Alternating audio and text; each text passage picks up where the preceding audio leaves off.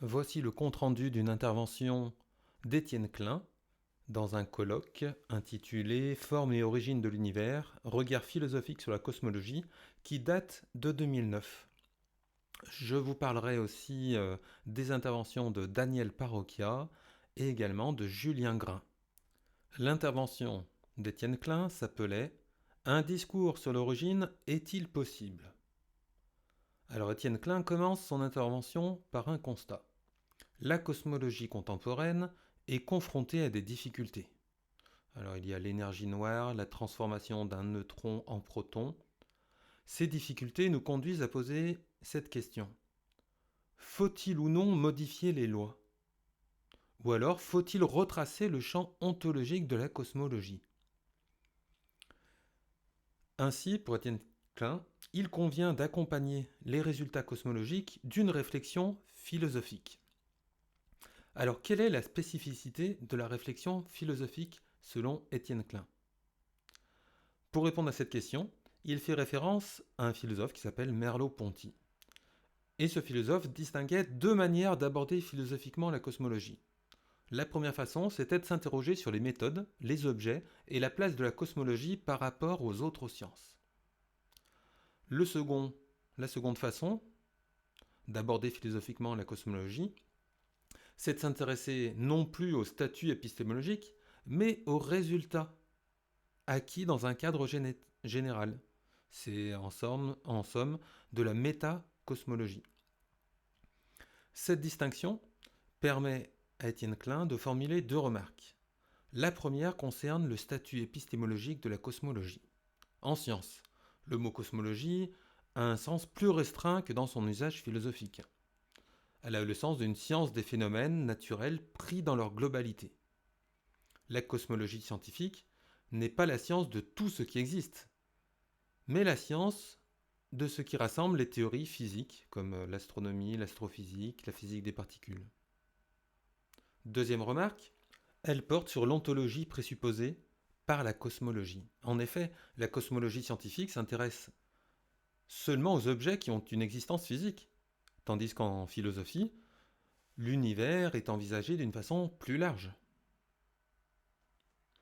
Une fois ces remarques effectuées, comment circonscrire le projet d'une cosmologie en sciences? Klein se propose de passer en revue les questions philosophiques qui demeurent attachées à ce projet. Puis, vous verrez, il abordera la question de l'origine et développera sa position. Premièrement donc, les questions philosophiques.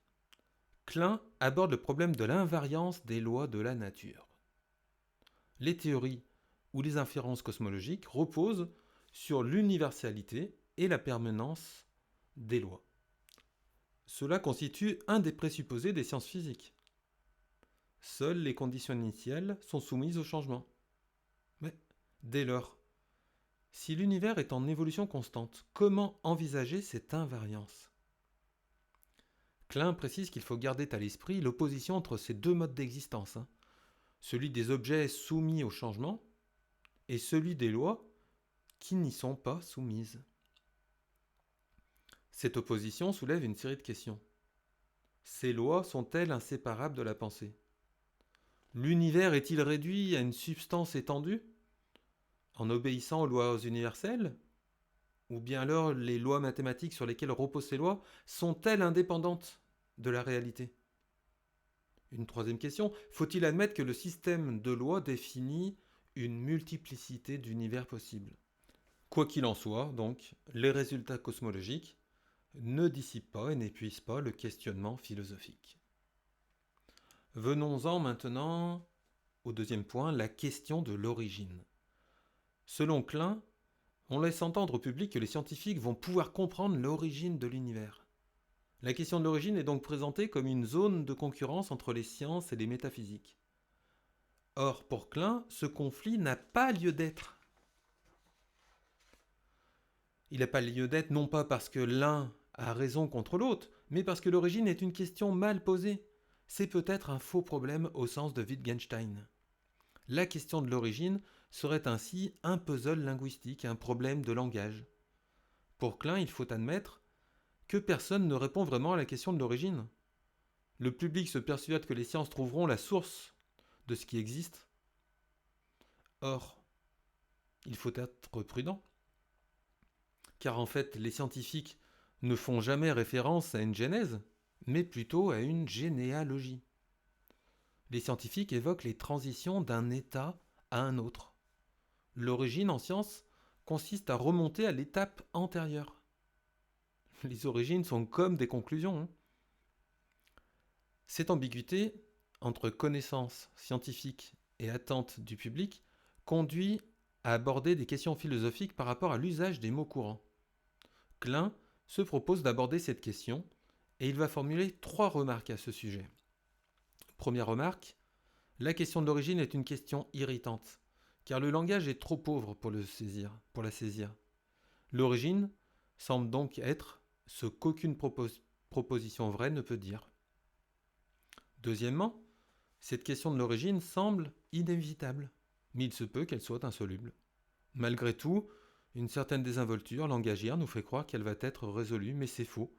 C'est une question qui débouche sur le constat de l'historicité. C'est à ce moment-là que Klein fait référence à Bergson. Bergson parlait du mouvement rétrograde du vrai. La pensée du vrai s'appuie sur le passé pour expliquer le présent. L'univers innove et hérite, mais il hérite au sens d'héritage. Si on connaissait le vrai début, on connaîtrait aussi du même coup la vraie fin. La fin est contenue dans le début. Vous verrez dans mes commentaires, je m'oppose à cette attitude ou à cette position. À partir de là, Klein formule l'aporie sur l'origine. Est-il possible d'envisager une entité qui n'est rien au début et qui devient par la suite quelque chose? Si ce n'est pas possible, alors l'origine est quelque chose d'insaisissable. Et si l'on considère que c'est possible, alors il faut supposer un principe métaphysique, ce qui est très discutable en science. Alors peut-être est-ce un faux problème, nous dit Klein, car la question du début semble être une question sans fin. Je cite, la question du début semble être une question sans fin. La troisième remarque concerne le lien entre une chose et son origine. L'origine de l'univers est considérée comme une partie de l'univers. Klein nous dit que s'interroger sur le fondement des choses consiste à considérer que le principe de leur existence n'est pas en elles, mais en dehors d'elles. Si l'origine des choses se situe hors des choses, alors cela revient à les penser comme contingentes. Donc la question de l'origine se ramène à la question du lien entre l'origine d'une chose et cette chose même. Les lois biologiques peuvent-elles se réduire à des lois physiques? Alors ont-elles un certain degré d'autonomie? Quel lien de nécessité peut-on établir entre ces deux types de lois? Donc on voit le problème de l'émergence s'inscrit dans cette ambiguïté. L'émergence doit-elle être envisagée comme l'actualisation de propriétés déjà présentes, potentiellement, ou alors est-ce l'apparition de quelque chose de vraiment nouveau? Le troisième point qu'aborde Étienne Klein, c'est le terme d'origine dans son sens radical. Étienne Klein se propose de distinguer 2 sens du terme origine. Le premier renvoie à une idée de transcendance et l'autre d'immanence. En effet, le terme origine peut signifier soit on parle de réalité première, de réalité sans origine, de la source dynamique de ce qui existe. Cette origine est donc distincte de ce qu'elle produit. C'est une cause qui suppose une transcendance et une absence de chronologie, car on peut remonter au-delà d'elle. Le deuxième sens du mot origine, c'est on considère l'origine comme le fondement logique premier. C'est un être immanent qui rend compte des autres existants. Il est important de ne pas confondre ces 2 sens du mot origine. Il faut distinguer la réalité première, d'une part, et le fondement logique de toute chose, d'autre part. Par exemple, l'origine du temps concerne soit la recherche d'un instant zéro, d'un premier terme transcendant, soit la recherche du fondement ontologique de l'espace-temps. Par exemple, en thermodynamique, on essaie de déduire le temps comme propriété émergente d'un inframonde, où le temps et l'espace sont absents. Klein d'ailleurs fait remarquer que la question d'où vient que le temps passe peut éclairer la question d'où vient le temps. De ce point de vue, on peut se demander si la question de l'origine n'est pas en fin de compte un problème de langage. Klein s'appuie sur une étude de l'ouvrage de Julien, F. Julien, qui s'appelle Les transformations silencieuses. Et il appuie donc sa position sur cet ouvrage. Dans cet ouvrage, Julien cherche à répondre à la question suivante. Pourquoi en Chine, la question de l'origine ne se pose pas ? Julien pense que la raison est à chercher dans le langage, c'est-à-dire que le langage des Chinois ne suppose pas l'existence d'êtres existants, mais seulement l'existence de processus. Il n'y a pas des étangs, il y a des processus. Donc, le langage des Chinois les conduit à concevoir un monde non pas comme une substance, mais comme une transition continue, comme un process perpétuel des choses. Au contraire, le langage indo-européen ne permet pas de penser le monde en termes de transition. Notre pensée semble comme pliée dans son idiome. Selon Klein, la cosmologie pourrait être en train d'emprunter ce genre de conception où la question du commencement n'a plus de sens. Voilà où s'est arrêté Étienne Klein. Ensuite, il y a eu un court débat. Dans le débat qui a suivi, Klein a critiqué les propos d'Ilya Prigogine, qui reprochait aux sciences physiques d'avoir nié la réalité du temps. Klein lui répond indirectement que les sciences physiques nient le devenir, mais ils ne nient pas le temps. Le débat s'est terminé sur cette question. L'invariance est-elle ontologique ou épistémologique ? Alors voici mes commentaires sur cette intervention très riche d'Étienne Klein. Klein a présenté de façon claire et argumentée sa position par rapport à la question de l'origine. Son idée est que cette question n'a peut-être pas de sens. Mais cela ne le conduit pas à penser que tous les problèmes philosophiques sont dénués de sens, comme certains philosophes ont été conduits à le faire. On pourrait remarquer que si l'univers est envisagé comme un univers de propension, à la façon dont Karl Popper l'envisage, alors la connaissance de l'origine ne conduit pas à connaître la vraie fin, contrairement à ce que pense Étienne Klein. En effet, dans ce cas, connaître l'origine, si on envisage l'univers comme un univers de propension, eh bien il y a une asymétrie entre le passé et le futur. Bien que le présent ait été causé par les événements du passé, bien que le futur sera causé par le présent, il faut voir que dans un univers de propension, il y a de l'innovation, il y a de la création. Alors, si l'univers innove, il l'admet ça, Étienne Klein. On ne voit pas comment la connaissance de l'origine nous permettrait de prédire l'avenir de l'univers. Car connaître l'origine ne nous permet pas de déduire les innovations, les créations. De plus, il semble bien possible d'obtenir du nouveau à partir de l'ancien, par exemple en chimie ou en biologie.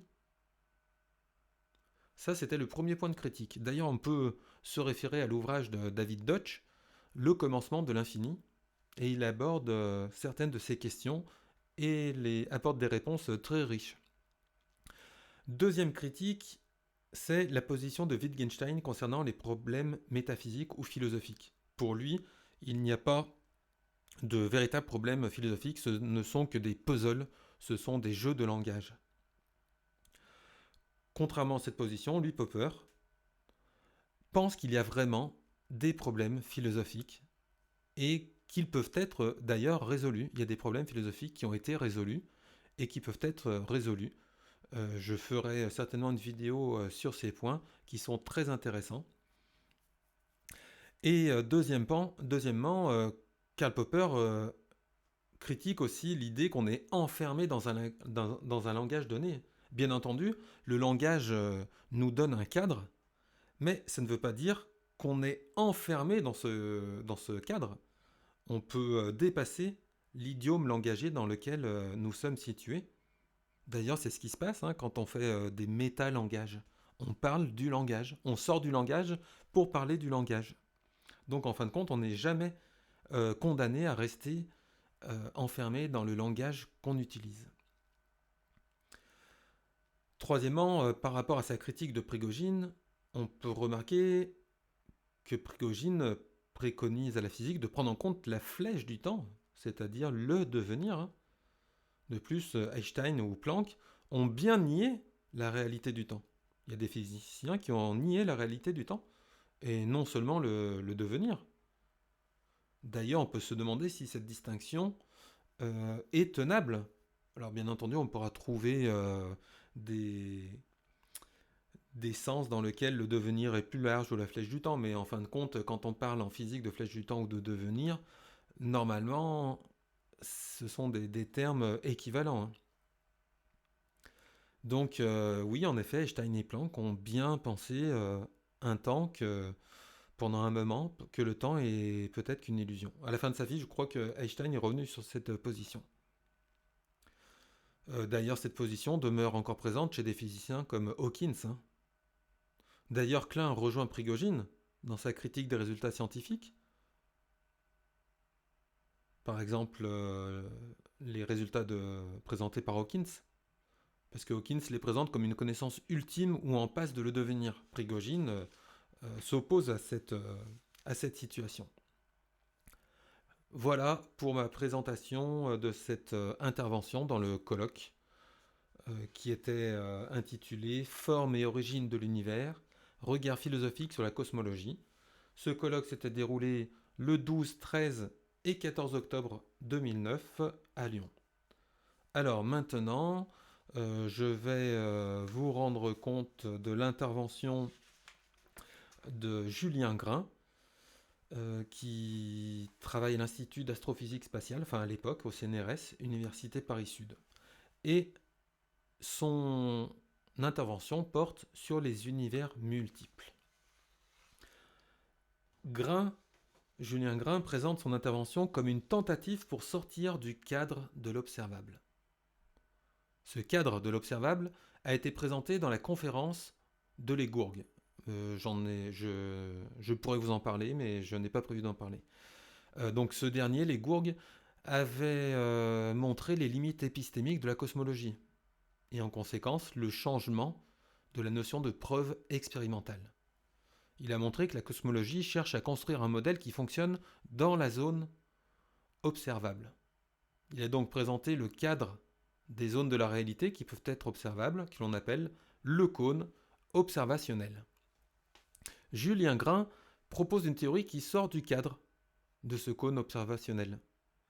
Cette théorie, que l'on peut appeler théorie du multivers, postule, à l'instar de Démocrite, l'ancien philosophe grec, il postule que chaque univers a ses lois. La notion de multivers, qui se définit dans cette théorie, permet de donner un cadre explicatif. C'est une approche totalement spéculative. Mais, précise Grain, on pourrait parler de programme de recherche, dans la mesure où certaines conséquences de cette théorie seraient testables. Cette théorie des univers multiples, donc, permet d'expliquer la précarité de la structure de notre univers. Toute vie est basée sur une structure physico-chimique et sur des lois. Grain donne un exemple pour illustrer l'importance des forces de la physique. Si l'interaction forte était plus intense, le temps de vie des étoiles serait de quelques secondes. Alors, ces types d'ajustements enfin sont nombreux. De même, si la constante cosmologique, la constante de Planck, je crois, est plus grande que 0, l'univers s'ouvrirait. Si elle était plus petite que 0, l'univers se fermerait. Grain pense qu'il est ainsi possible de concevoir les constantes de la physique comme des réalités fluctuantes. Dans ce cas, on peut imaginer que chaque univers présente ses propres lois. Parmi tous les univers possibles, on peut supposer dès lors qu'il existe un processus de sélection s'appliquant à cette multiplicité d'univers. Ce processus devra être dénué de tout présupposé téléologique. Alors, non seulement théologique, mais téléologique, c'est-à-dire il ne faut pas présupposer que le processus de ces univers multiples est dirigé vers une fin, qui est déjà prédéterminée, qui est déjà connue. Selon Grain, la notion de multivers est une conséquence des nombreuses théories physiques. Ce n'est pas un ajout. Cette notion ne viole pas le principe du rasoir d'Occam, qui nous dit qu'il ne faut pas multiplier sans justification les entités sur lesquelles on s'appuie. Donc on ne doit pas admettre que des choses existent si on n'en a pas besoin pour rendre compte des phénomènes. L'objectif donc est de comprendre la structure de l'univers et non de savoir s'il existe. La mécanique quantique et la théorie de la relativité générale sont les deux théories qui offrent une description structurale de l'univers. Alors, il nous a parlé premièrement de l'école de Copenhague. La mécanique quantique repose sur 6 postulats. Mais cette théorie soulève des difficultés. Peut-on se passer du résultat du paquet d'ondes ? La fonction d'onde est équivalente au système qu'on étudie.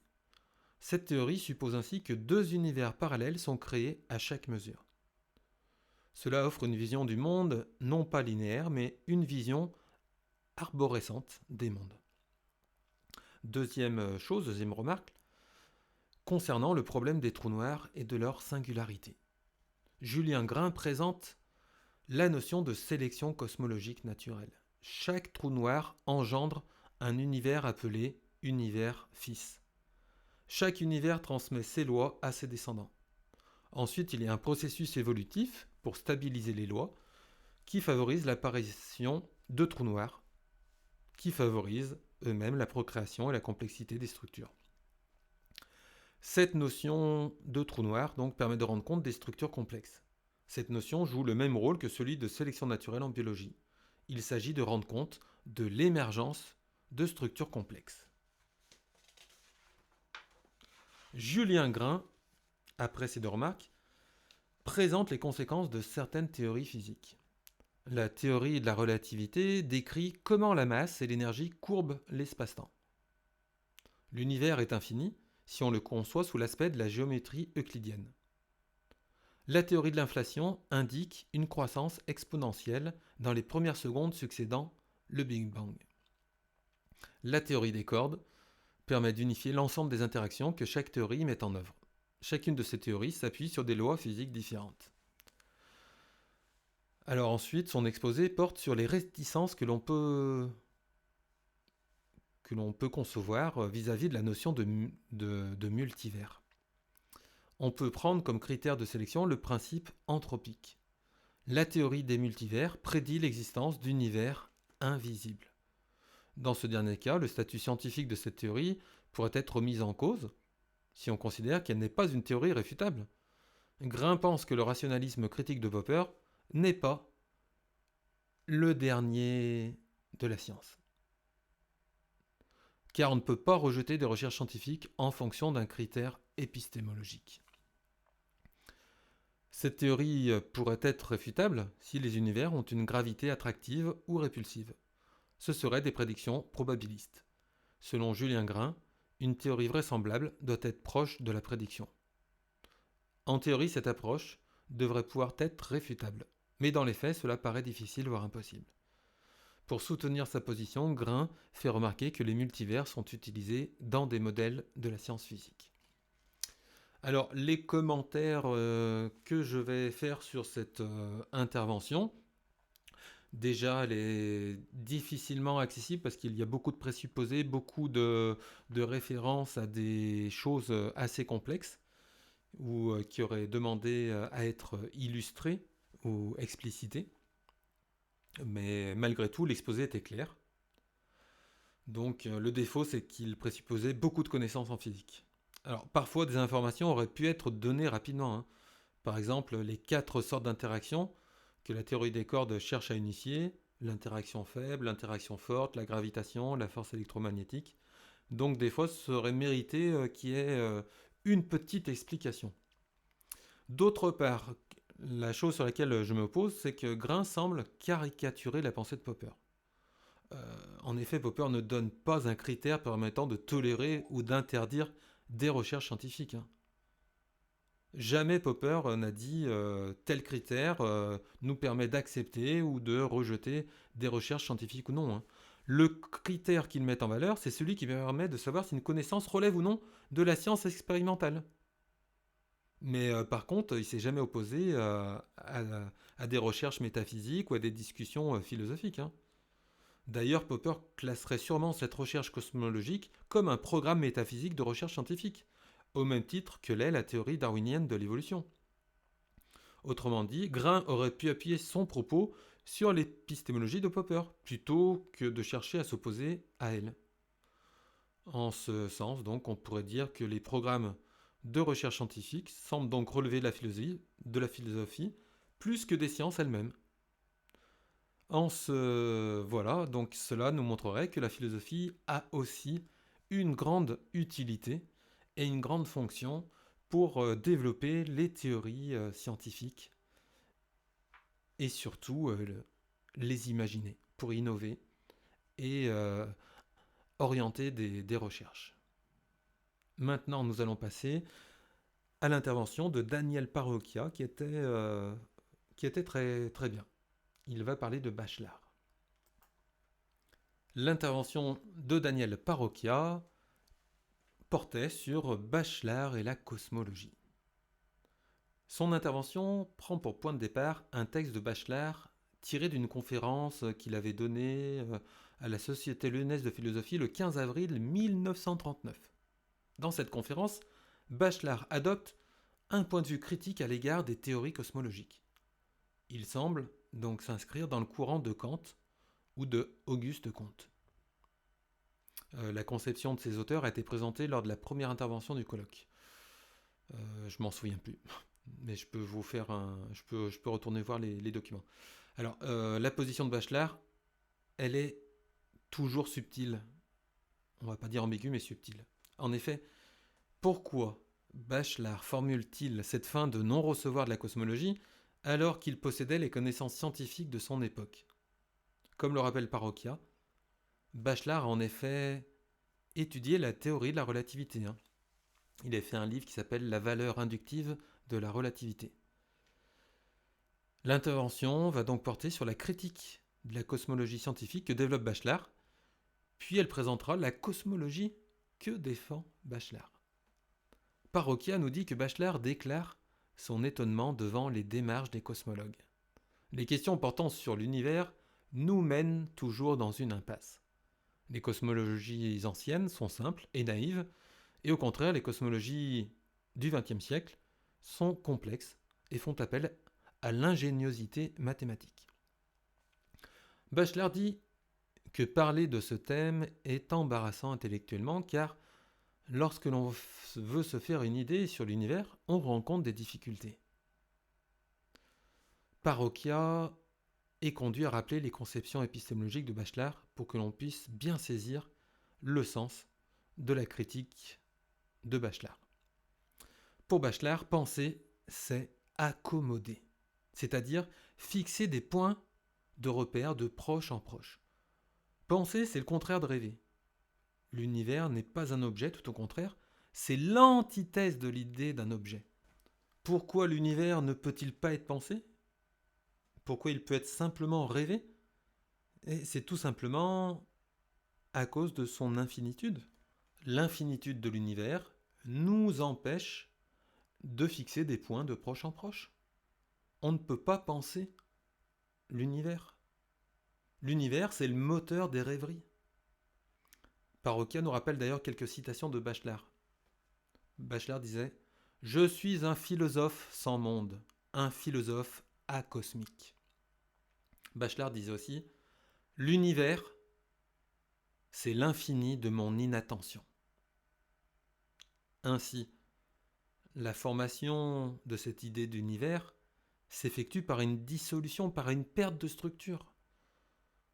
Le regard, qui n'accommode plus, s'hypnotise sur un seul point particulier et en fait un monde. Toutes les cosmologies anciennes ont ce caractère.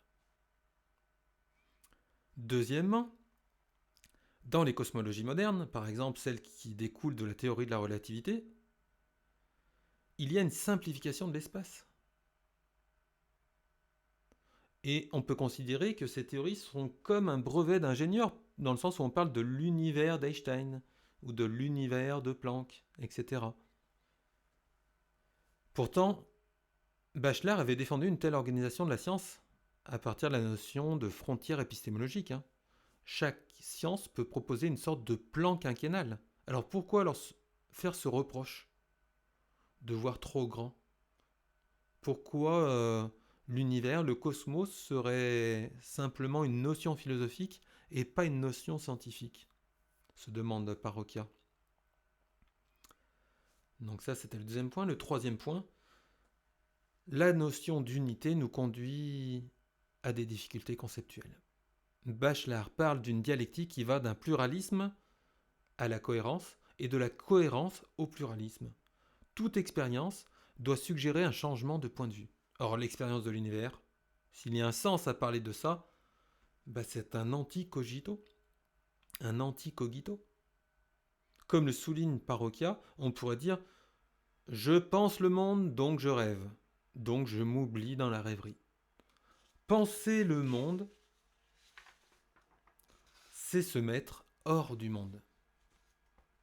Mais l'argument porte aussi contre les sciences actuelles, ce qui est plus difficile à comprendre et plus dur à accepter pour nous. Quatrième point que soulève Parroquia, en science, il n'y a pas de systèmes ouverts. Il n'y a que des systèmes fermés.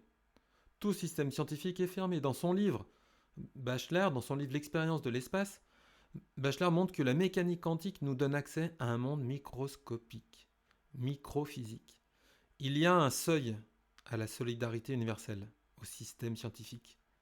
L'expérience globalisante, l'expérience unificatrice n'a pas sa place en science. Donc la notion d'univers nous conduit à la transcendance.